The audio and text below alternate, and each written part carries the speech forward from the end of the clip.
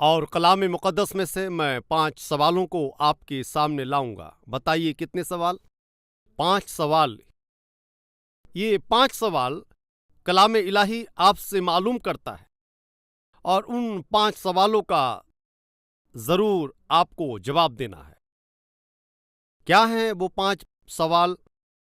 पहला, आप कहाँ हो? क्या था बताइए? आप कहाँ हो? दूसरा सवाल, आपने तकलीफ क्यों दी? आपने क्यों तकलीफ दी? तीसरा सवाल, आप कहाँ जा रहे हो? आप कहाँ जा रहे हो? चौथा सवाल, आपने क्यों छिपाया? क्यों आपने छिपाया?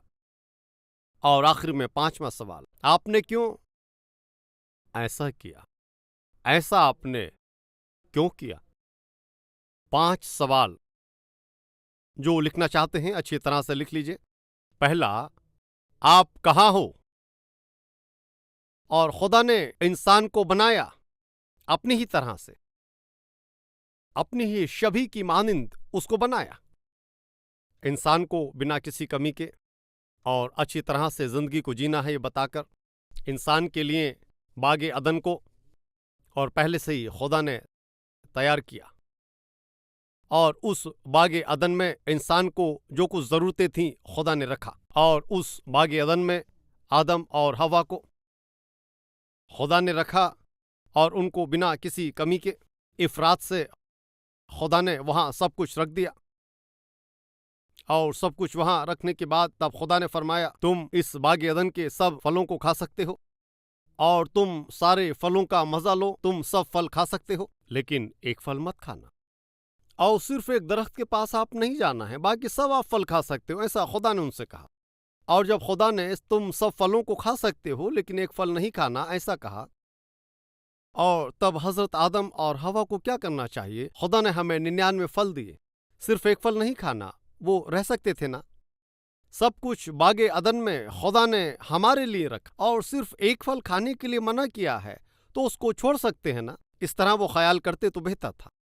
लेकिन इस तरह से उस दिन हुआ जब खुदा ने, और तुम सब फलों को खा सकते हो, सिर्फ एक फल को नहीं खाना, ऐसा कहने पर, और तब से न जाने क्या हुआ, हवा के मन में एक बात बैठ गई कि क्यों उस फल को नहीं खाना है, और अगर खा लें तो क्या होगा? उसके मन में वो बात बैठ गई और उसके मुतालिक वो सोचने लगी। जिस फल को खाने से खुदा ने मना किया और ये खाने से तुम्हारे लिए अच्छा नहीं है, ऐसा कहा, इस तरह से कहा कि अगर तुम इस फल को खाओगे तो मर जाओगे और ये तुम्हारे लिए खतरा है। इस तरह से कहने पर भी इंसान ने वही किया जो इंसान के लिए अच्छा नहीं है, जो इंसान को नुकसान पहुंचाता है और जो इंसान के लिए खतरा है, जो इंसान की तसल्ली इत्मीनान छीन कर उसकी सेहत खराब करता है, और उन बातों को करने की इंसान कोशिश करता है। उस दिन खुदा ने कहा कि वो उस फल को ना खाए, लेकिन हवा उस दरख्त के चारों तरफ घूमने लगी, उस दरख्त के चारों तरफ घूमने लगी, और तब इब्लीस आकर बहकाने लगा और हवा ने उसकी बातों में आकर उस दरख्त के फल को खा लिया। उसने खाया और अपने शौहर को भी खिलाया, लेकिन हज़रत आदम को नहीं करना चाहिए। ना खाने पर उसके मन में क्या ख्याल आएगा ये सोचकर खा लिया। और एक दिन एक लड़का पादी साहब के पास आकर, पादी साहब, खुदा को इस तरह से नहीं करना चाहिए। खुदा को क्या नहीं करना चाहिए था? खुदा तो सब कुछ सही करता है। नहीं पादी साहब, ऐसा नहीं करना चाहिए था। क्या नहीं करना चाहिए था? खुदा ने पहले आदम को बनाया, ये तो मुझे करना था। क्यों आप इस तरह से कह रहे हैं? अगर खुदा आदम से पहले मुझे बना देता तो जिस फल को खुदा ने खाने के लिए मना किया, आदम ने उसको क्यों खाया? अगर मैं होता तो बिल्कुल भी नहीं खाता। आदम से पहले खुदा मुझे बना देना था। आप जैसे लोग हमारी कलीसिया में चाहिए। मैं आपसे बातें करना चाहता हूँ। क्या शाम को आप मेरे घर खाना खाने आएंगे? अब वो शाम को पादी साहब के घर आया और पादी साहब ने उस बच्चे के लिए खाने की मेज पर कई तरह के खाने लगाए थे, और उस लड़के के लिए जो बनवाया, एक खाना जो चिकन फ्राई, और फिर दूसरा मटन फ्राई, फिर फिश फ्राई, फिर चिकन 65, चिकन 75, 85, बहुत तरह के खाने उस लड़के के लिए बनवाए। वो सारे खाने ढके हुए थे और ये लड़का जब खाने के लिए बैठा उस वक्त पादी साहब को फोन आया और पादी साहब ने फोन सुनने से पहले ऐसा कहा, बेटा सुनो, ये तरह तरह के खाने आपके लिए बनवाए, लेकिन बीच में जो एक बर्तन रखा है उसे मत खोलना। और ये कहकर पादी साहब चले गए और पादी साहब फोन पर बात कर रहे थे और उस लड़के ने एक बर्तन को खोला, उसमें चिकन 65 था। उसने फिर दूसरे बर्तनों को खोला और मटन फ्राई, फिश फ्राई, ये सब बड़े लजीज हैं, लेकिन उस बीच के बर्तन में क्या है वो देखना चाहता। और पादी साहब ने सब खाना खाने के लिए कहा, लेकिन उस बर्तन को खोलने के लिए मना किया है, ना जाने उसमें क्या रखा है और उसके बारे में तुम्हें क्या, वहां 10 तरह का खाना रखा है, खा सकता है ना। और इसका जो सारा ध्यान है उसी बर्तन पर लगा हुआ है। और वो पादी साहब को देख रहा था, फिर उस बर्तन को देख रहा था, वो वैसे ही कर रहा था और पादी साहब फोन पर बात कर रहे थे। उसने इधर उधर देखा और फिर आहिस्ता से उस बर्तन पर हाथ रख दिया और वो उस बर्तन को खोलने की कोशिश कर रहा था और पादी साहब की तरफ भी देख रहा था और उसने उसको धीरे से खोला और फिर पादी साहब की तरफ देखा और उसको पूरा खोल दिया। पादी साहब ने उस बर्तन में एक परिंदा रख दिया था और लड़के ने जब बर्तन को खोला वो परिंदा उड़ गया।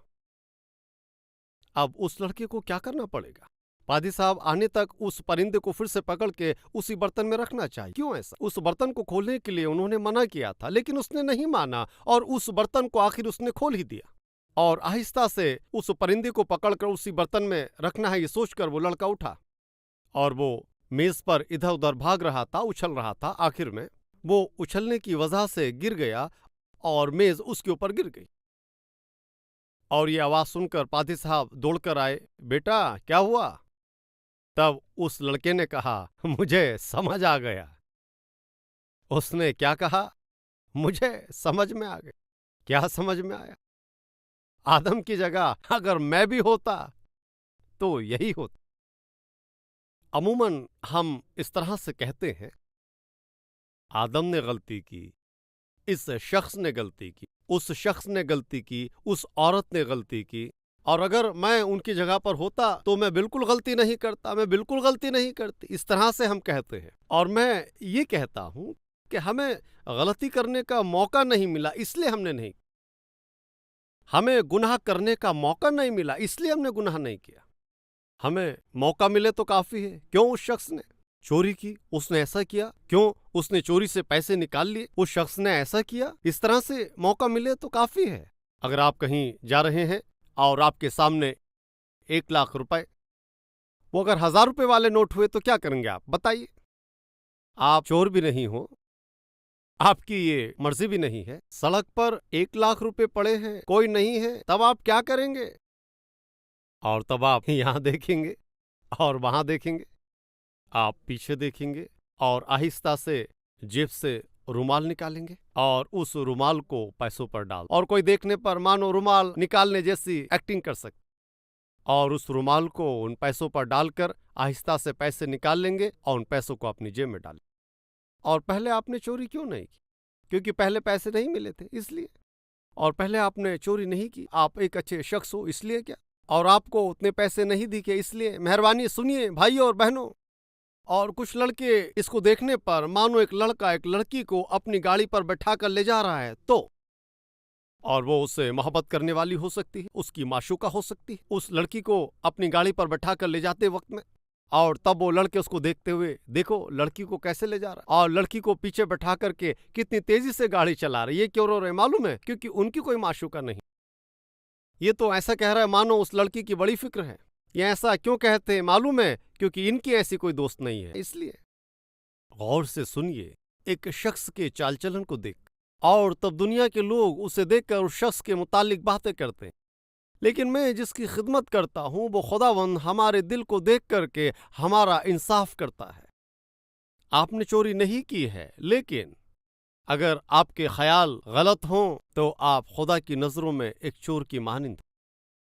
आप गलत नहीं हो, आपने गलत काम भी नहीं किया है, लेकिन और कलाम फरमाता है क्या कहकर, तुमने सुना है कि तुम जिन्हा ना करना। जो कोई किसी औरत को गलत नजर से देखे वो अपने मन में उससे जिन्हा कर। अगर आपने अपने कामों के मार्फत जिन्हा नहीं किया है तो खुदा की नजरों में आप अच्छे शख्स नहीं बनेंगे। अगर आप किसी को गलत नजरों से देखेंगे तो खुदा की नजरों में आप एक अच्छे इंसान नहीं हो। अगर आप किसी को गलत नजरों से देखेंगे तो खुदा की नजरों में वो जिन्हाकारी है और मैं जिसके मुतालिक कह रहा हूं, ये पाक खुदावन वो सिर्फ आपके कामों को ही नहीं देखता है, वो आपकी नजरों को और आपकी सोच को भी देखता है और उन्हें जांचेगा, और वो आपकी नजरों को देखेंगे, आपके वो ख्यालात को देखेगा, और उसके बाद ही आपका इंसाफ होगा। इस बात को आप मत भूलिए।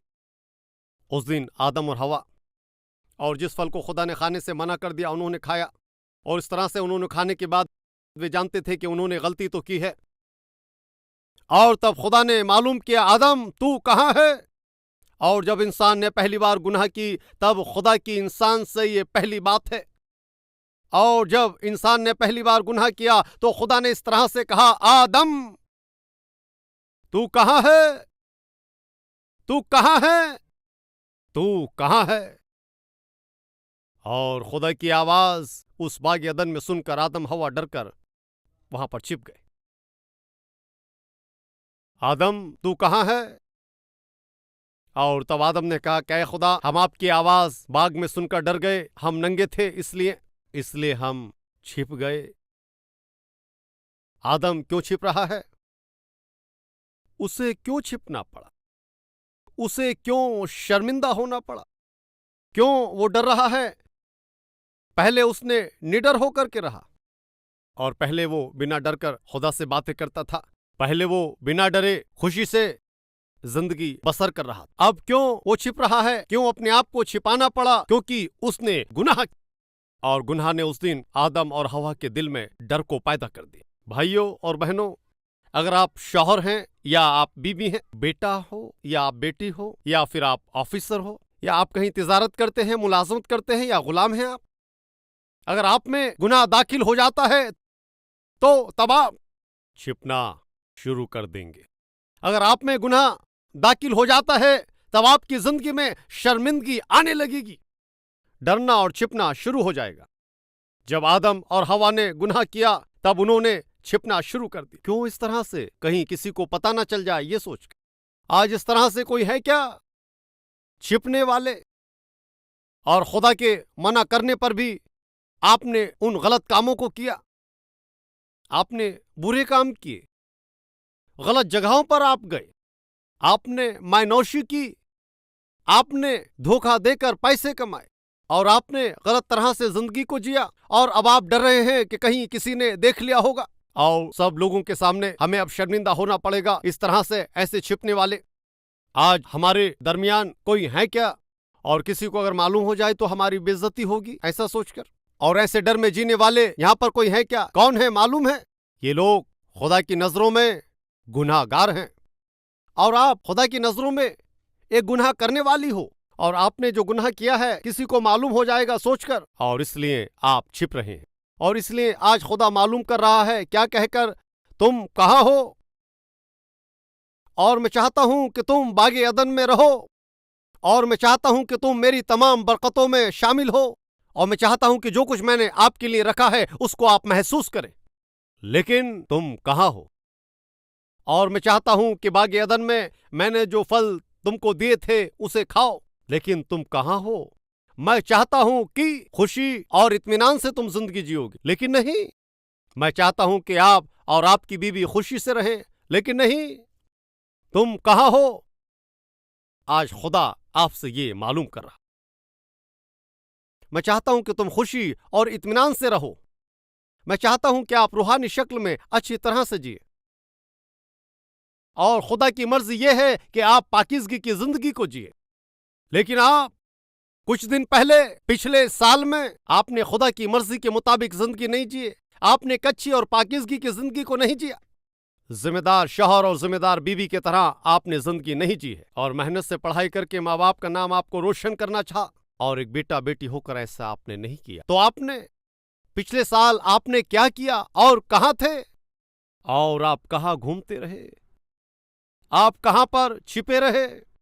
और कहां पर आप मैनोशी करते रहे? कहां पर आपने अपने जिस्म को गंदा कर दिया? खुदा आपसे मालूम करता है। और उस दिन आदम ने क्या जवाब दिया? आपकी आवाज सुनकर हम बाग में डर गए, क्योंकि हम नंगे थे, छिप गए। इसलिए खुदा की बहुत सारी नेमतों को उस दिन उन्होंने खो दिया और छिप गए।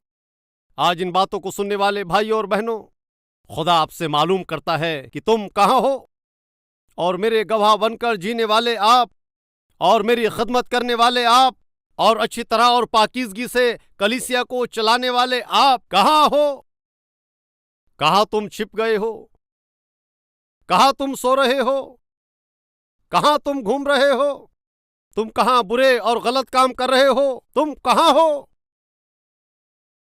इस सवाल का आप पर जवाब क्या है? आप पिछले साल कहाँ घूमते रहे और आपने क्या किया? आप कहाँ छिपे रहे? कितने गिरे हुए और गलत काम आपने किए? खुदा आपसे मालूम कर रहा है। आपका जवाब क्या है? और उस दिन खुदा ने जब आदम से मालूम किया तू कहाँ है, तो कहता है मैं छिप गया। और जिस फल को मैंने मना किया था तुमने खाया है क्या? हाँ, मैंने खाया। इस तरह से आदम मान जाएगा, इस तरह से खुदा ने सोचा था, लेकिन नहीं, आदम ने अपनी गलती को नहीं माना। और जिस औरत को आपने मेरे साथ रहने के लिए दिया है उसने मुझे ये फल दिया। और आदम अगर अपनी गलती को मानता तो ये अच्छा था, लेकिन उसने नहीं माना। उसने हवा पर इल्जाम लगा दिया, और हवा तुमने क्यों फल खाया? हवा को मान लेना चाहिए था जब खुदा ने मालूम किया, और मुझे आपकी बात सुनना चाहिए था। मुझे वो फल नहीं खाना चाहिए और मैंने नहीं खाना था। मैंने खाकर गलती की और अपने शौहर को भी दिया, और मैंने बहुत बड़ी भूल की है। और मेरी वजह से ही मेरे घर में ये गलती हुई, मेरी वजह से ही मेरे घर में ये गलत काम हुआ। मुझे माफ करें, मैंने गलती की, और मेरे शौहर से भी मैंने गलती कराई। मुझे माफ कीजिए। और हवा अपनी गलती को मानती तो ये अच्छा था, और गलती करके शौहर भी नहीं मान रहा है, और गलती करने के बाद बीबी भी नहीं मानती, और वे एक दूसरे पर इल्जाम लगाते हैं। हवा तूने फल क्यों खाया? मैं क्यों करूं? शैतान ने मुझसे कहा। आप उससे पूछिए। आज इस तरह से घर में बहुत से लोग गलती कर रहे हैं और अपनी जिम्मेदारियों को भूलकर जीने वाले शौहर हैं, अपनी जिम्मेदारियों को भूलकर जीने वाली बीवियां हैं। और आज क्यों आपका घर बिखरा है? क्यों आपके घर में बिना तसल्ली इत्मीनान के इस तरह का माहौल है? क्यों आज आपके घर में खुशी का माहौल नहीं है? कोई तसल्ली नहीं, इत्मीनान नहीं है, और रूहानी बातें नहीं है। और क्यों इस तरह से? मेरे शौहर ऐसे हैं, बड़ी आसानी से कहती हो, और मेरा शौहर ठीक नहीं है इसलिए आज मेरा घराना ऐसा है। तुम अपने शौहर पर इल्जाम लगा रही हो। और अगर कोई मालूम करता है आपका घराना बिखरा क्यों है, बच्चों को आप क्यों नहीं पढ़ा पाए, और क्यों आपने उनको कायदे नहीं सिखाए, मालूम करने पर आप कहेंगे क्या करूं, मेरी बीवी ऐसे है और इस तरह की औरत से मैंने शादी की इसलिए आज मेरा घराना ऐसा है। और ऐसे अपनी बीवी पर इल्जाम लगाते हैं।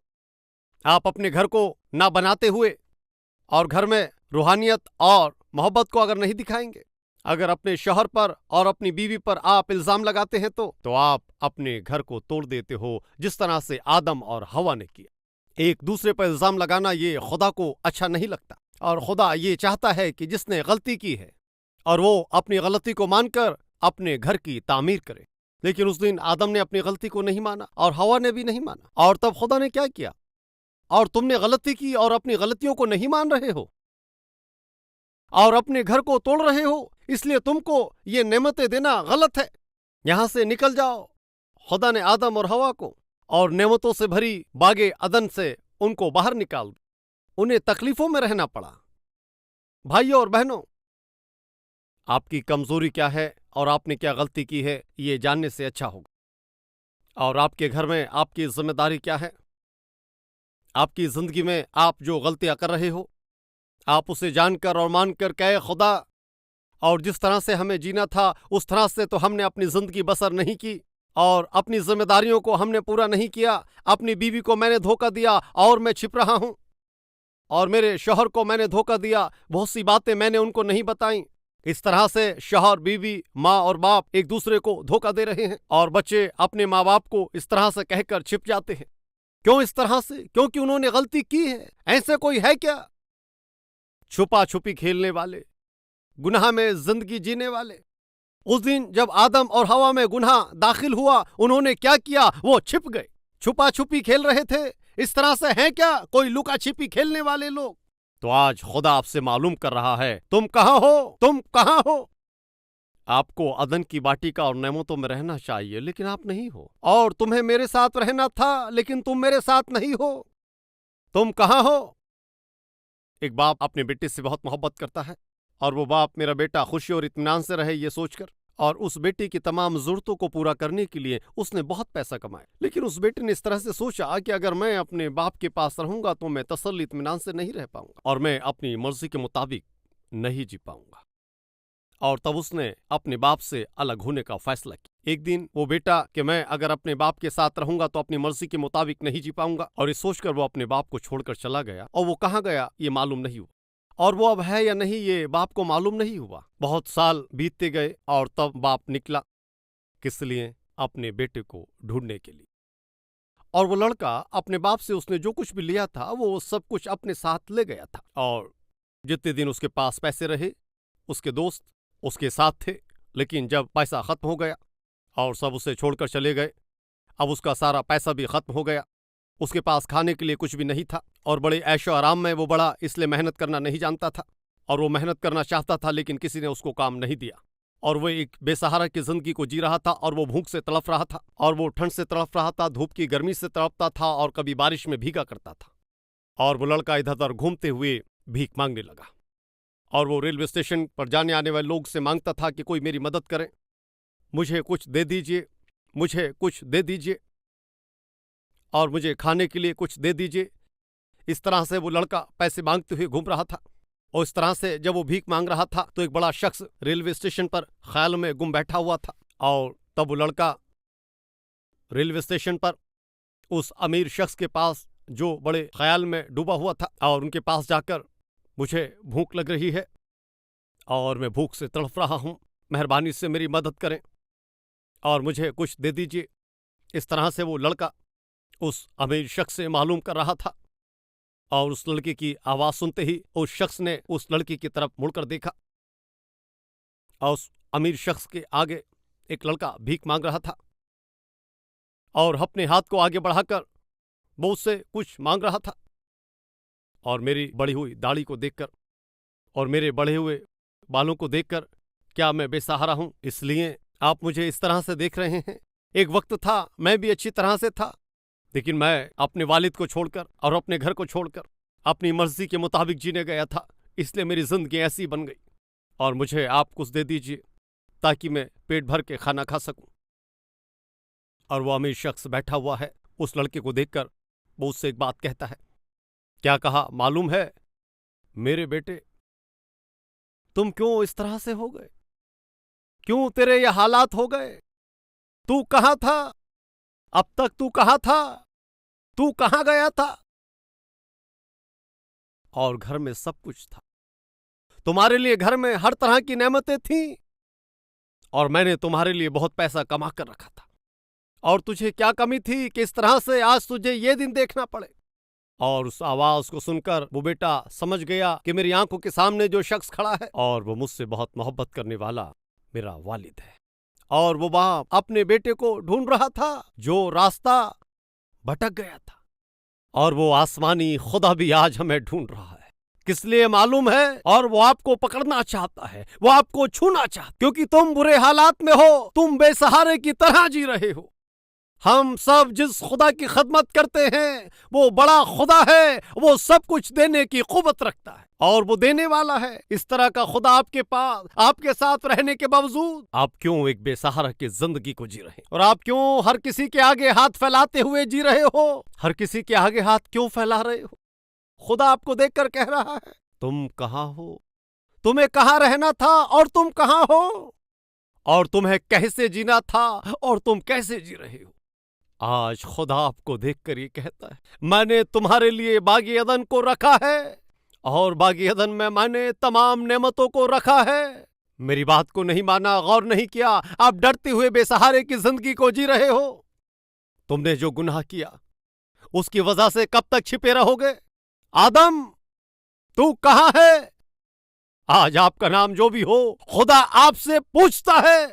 अब्राहम, या फिर आपका नाम यूहन्ना है तो यूहन्ना, और याकूब है तो याकूब, और पतरस है तो पतरस, और अगर आप शांति हैं तो शांति, और मरियम है तो मरियम।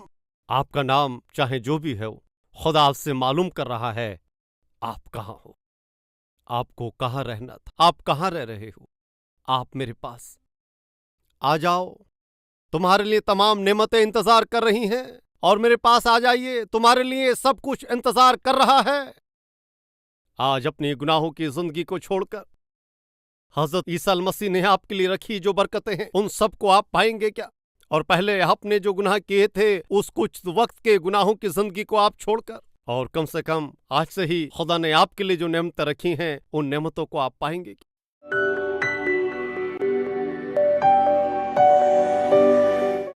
ऐ हमारे पाक और प्यारे खुदा, आज हम कहाँ हैं? इन सीधे सवालों से हमारे दिल में रहने वाले गुनाहों को आपने बताया। उस पाक खून से हमारे गुनाहों को धो दीजिए, हमें एक नई मखलूक बनाए। ऐ खुदा, हम आपके लोग हैं और सारी बरकतों के हकदार हैं, लेकिन ऐ खुदा हम रास्ता भूल गए थे, हमने आपकी बातों को नहीं माना, इसलिए बेसहारे की जिंदगी को जिया है। अब ऐसा नहीं होगा। अब से ऐ खुदा आपने हमसे जो वादा किया है, और उस वादे को पाने के लिए रूहानियत और तेरा खौफ, ईमान और एक अच्छी जिंदगी हमें बख्श दीजिए। आज इस कलाम को सुनने वाले हर एक घराने को बड़ी बरकतों से मामूर कर दीजिए। उन्हें हमेशा बनी रहने वाली रूहानी जिंदगी बख्शी, एक अच्छी जिंदगी उन्हें बख्श। ईसा मसीह के वसीले से मांगते हैं खुदा, आमीन। हमारा पता Calvary, post box number 30, Kukatpally, Hyderabad 72।